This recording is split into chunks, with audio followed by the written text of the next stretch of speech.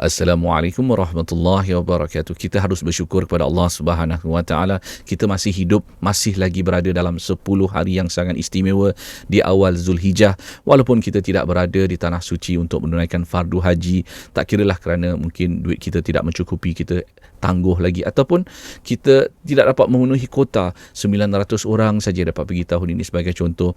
Tapi Allah tidak ada kota untuk memberi kasih sayangnya, untuk memberi keampunannya. Kita harus rebut peluang pada hari ini. Walaupun kita tak ada duit, kita ketahuilah Allah tak pandang semua itu.